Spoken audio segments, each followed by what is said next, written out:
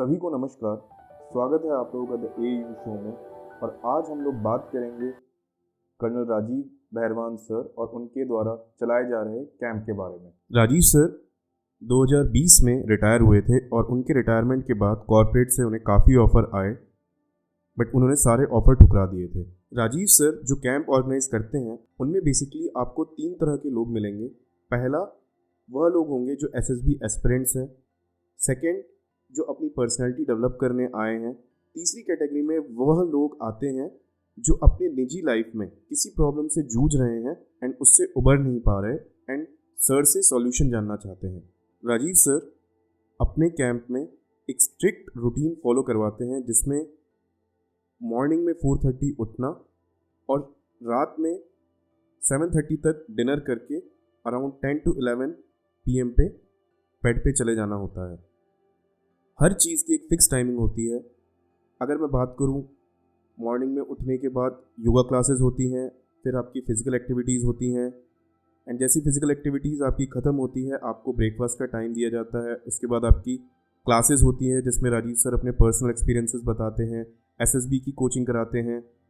उसके बाद आपको लंच का टाइम दिया जाता है, फिर आपके स्पोर्ट्स टाइम होता है इवनिंग में एंड जैसे ही आपका स्पोर्ट्स टाइम ख़त्म होता है आप सभी को डिनर के लिए जाना होता है। डिनर फिनिश होने के बाद आप लोग अपना एंड अपने टीम्स के साथ एंजॉय कर सकते हैं। अगर आप लोग राजीव सर के कैंप में जा रहे हैं तो आप लोग मिनिमम 4 पेयर ऑफ क्लोथ्स रखें, बिकॉज सर ऐसी कई एक्टिविटीज़ कराते हैं जिसमें आपको मिट्टी में लोटपोट भी होना पड़ सकता है।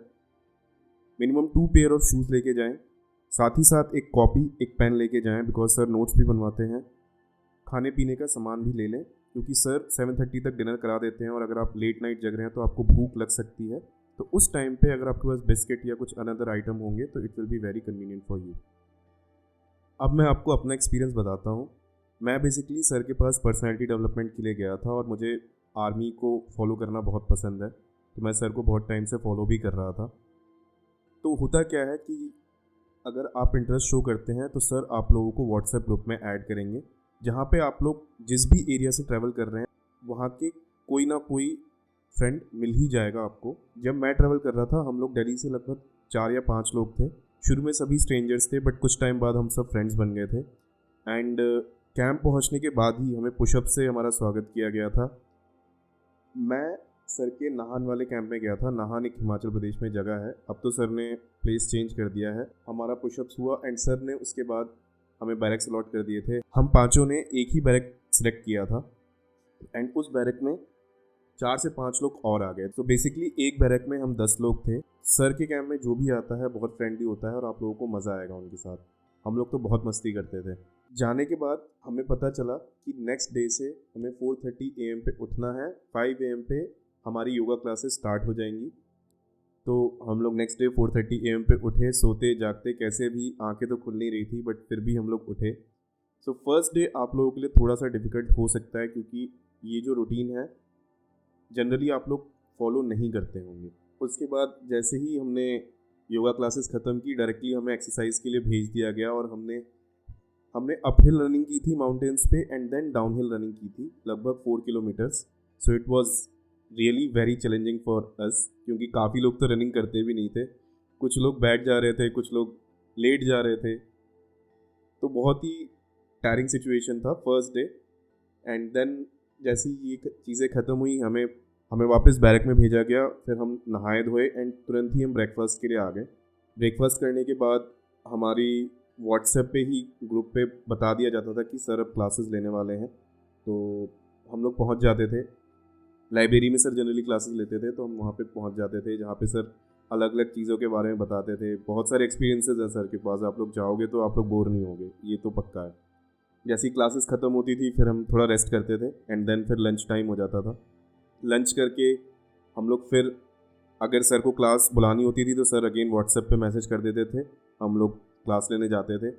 अगर नहीं तो फिर हमें रेस्ट दिया जाता था एंड उसके बाद हम लोग शाम में, सर का ये था कि हर किसी को एक ना एक स्पोर्ट्स एक्टिविटी करनी ही है। तो मैं पर्सनली वॉलीबॉल खेलता था, तो हम लोग वॉलीबॉल खेलने चले जाते थे। मीनवाइल कबड्डी भी खेला जा रहा होता था, बास्केटबॉल ही लोग खेलते थे, फुटबॉल भी चल रहा होता था। तो ये सारे गेम्स जनरली खेल रहे होते हैं लोग, तो आपको जो पसंद आए आप खेल सकते हो।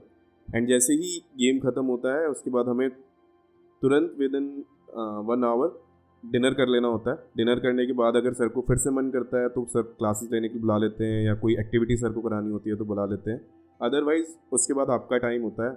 हम लोग बहुत ही फन एक्टिविटीज़ करते थे। कोई उसमें गाना गा रहा होता था, कोई डांस कर रहा होता था, कोई आपस में बातें कर रहा होता था। बैरक में सरदार जी थे तो उनके साथ तो अलग ही मज़ा आता था। एंड जैसे ही ये सारी चीज़ें हो जाती थी तो फिर हम अपना सो जाते थे। तो इस तरह से लगभग यही रूटीन हमारा डेली का होता था।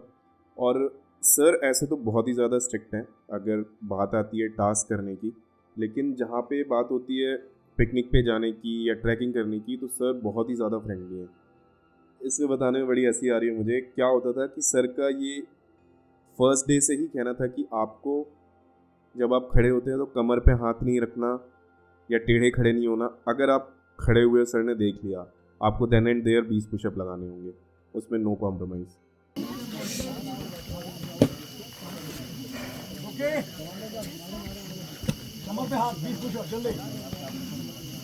एक बार का किस्सा बताता हूँ आप लोगों को। हम लोग ट्रैकिंग पे गए थे, तो ट्रैक करने में लगभग हमें 45 मिनट से 1 घंटा लग गया था। एंड हमने वहाँ पे एंजॉय किया। ऊपर पहुँचने के बाद जैसे ही हम लोग एंजॉय करके वापस आ रहे थे तो सबको बहुत प्यास लग रही थी, और हमें लगभग 5 से 6 दिन हो गए थे हमने बाहर कुछ भी नहीं खाया था, क्योंकि सर की ये एकदम स्ट्रिक्ट गाइडलाइन थी कि आप लोग बाहर का खाना कुछ भी नहीं खाओगे जब तक आप लोग सर के साथ हो। जब हम ट्रैकिंग करके वापस आ रहे थे तो बीच में ही एक दुकान पड़ी। उस दुकान पे टूट पड़े और कुरकुरे लेने लग गए, चिप्स लेने लग गए। जिसको जो मिला वो लिया और उसने तुरंत पे करके और वापस आ गया। राघव भैया आगे ही चल रहे थे, तब तक उनको पता चला कि ऐसा पीछे कुछ हो रहा है, और जब तक वो भाग के आए आधे लोगों ने चिप्स के पैकेट्स वगैरह लेके फाड़ दिया था और वो खाने लग गए थे। जैसे ही वो वापस आए उन्होंने एकदम गुस्सा करना शुरू कर दिया, और हम लोग खाने में बिजी थे, बट उन्होंने हमें बहुत डांटा। एंड जब हम लोग वापस गए और सर को ये चीज़ पता चली, सर ने तो हम लोग की अलग ही क्लास लगाई थी। उन्होंने फिर से हमसे लगभग 50 से 80 पुशअप्स कराए। बट हाँ, चिप्स खाने में मज़ा तो आया था यार इतने दिन। क्या बोला तूने? ऐसे किस्से सुनाने के लिए तो बहुत सारे हैं, बट मैं सुना के स्टोरी स्पॉइल नहीं करूँगा, आप खुद जाके एक्सपीरियंस करना। इसके साथ सर के टीम में और 3 से 4 लोग रहते हैं, जिसमें राघव, ईशान, कार्तिक एंड राहुल भैया होते हैं। राहुल भैया भी एनसीसी प्रेसिडेंट मेडल होल्ड करते हैं, एंड उनसे भी आपको बहुत कुछ सीखने को मिलेगा। वो भी बहुत अच्छी अच्छी बातें करते हैं। अगर आपको कुछ पर्सनल प्रॉब्लम है तो आप उनके साथ शेयर कर सकते हो, वो आपको सॉल्यूशन देंगे और एकदम अपने छोटे भाई की तरह आपको ट्रीट करेंगे। और वहाँ पे सबसे अच्छी चीज़ ये होती है कि आपको किसी भी प्रॉब्लम पे जज नहीं किया जाएगा। आपको अगर आप किसी चीज़ में लैक करते हैं तो आपको बताया जाएगा, आपको सिखाया जाएगा, सो दैट आप उस चीज़ से ओवरकम कर सकें। तो मैं अगर अपने लर्निंग एक्सपीरियंस की बात करूं, मुझे तो बहुत कुछ सीखने को मिला। मेरे बहुत अच्छे दोस्त बने, जैसा कि आप स्क्रीन पे देख सकते हैं। राकेश था, पंकज था, हरकीरत पाजी थे, प्रताप था, शुक्ला जी थे हमारे, सुरेंद्र था, राहुल था, अक्षित था, सिद्धार्थ था। मतलब हम लोग का एक बहुत ही स्ट्रॉन्ग ग्रुप था, अभी भी है। हम लोग आपस में कनेक्टेड रहते हैं और एक दूसरे की ज़रूरत के लिए हमेशा हाजिर रहते हैं। फॉर एग्ज़ाम्पल अभी मेरे एक कॉलेज फ्रेंड को, जिसका कज़न का बेटा एडमिट था गंगाराम हॉस्पिटल में, उसको अर्जेंट में ब्लड की ज़रूरत थी और मैंने इन लोगों को बोला। एंड पंकज जो मेरा फ्रेंड है तुरंत तैयार हो गया, वो एक को साथ में भी ले गया। उन्होंने 2 यूनिट ब्लड डोनेट किया और अर्जेंट जो नीड थी वो कंप्लीट हो गई। एंड साथ ही साथ एक बात ये सीखने को मिली कि दुख सुख कुछ नहीं है, just a state of mind कि आप अपने माइंड को किस तरह से रखते हो। ठीक है, आपको हमेशा पॉजिटिव रहना है। जो माइंड है आपका नेगेटिव की तरफ जाता है, बट आपको खींच के उसको हमेशा पॉजिटिव रखना है। फिजिकल एक्टिविटीज़ करनी है, इससे आपकी लाइफ एकदम स्टेबल रहेगी एंड ट्रैक पे रहेगी। सर की जो कैंप की लोकेशन होती है, मैं आपको बताना चाहूँगा भाई लोग, बहुत बढ़िया होती है। आपको एक पॉजिटिव इन्वायरमेंट मिलेगा वहाँ पे। खुली जगह, एकदम सर को खुली जगह ही पसंद है। पहाड़, नदी, जो नई वाली जगह ली है सर ने वो भी इसी तरह की है। मैं बता देता हूँ आपको, ये जगह आप स्क्रीन पे देख सकते हो। मैं सजेस्ट करूँ तो आप एक बार ज़रूर सर के पास जाना। लेकिन अगर आप जा रहे हो ना तो मेंटली प्रिपेयर होके जाओ कि अगर आपको सर से कुछ डिस्कस करना है तो आप सर से जाके बात करो ही करो। ये मत सोचो कि सर क्या सोचेंगे, सर के कन्वीनियंस के हिसाब से जाऊँगा, नहीं। आप सर से मिलो, सर ऑफिस में बैठे रहते हैं, सर को ऑफिस हमेशा खुला रहता है। आप सर के पास जाओ, सर से बात करो, अपनी प्रॉब्लम बताओ, सर आपको देन एंड देयर सॉल्यूशन देंगे। सर ने भी हमें पर्सनल अपने ऐसे ऐसे एक्सपीरियंस बताए हैं कि हम सोचते हैं कि सर तो कर्नल हैं, उन्होंने कुछ नहीं झेला होगा, बट उन्होंने भी काफ़ी कुछ स्ट्रगल किया है अपने लाइफ में। ठीक है, तो सबकी लाइफ में कुछ ना कुछ होता है, बट आप उसको कैसे टैकल करते हो वो मैटर करता है, वो डिपेंड करता है। तो आप सर के पास जाओ, सर से बात करो। सो इसी के साथ वीडियो एंड करते हैं। Thank you everyone for watching. फिर मिलेंगे नेक्स्ट वीडियो में। Bye bye, take care.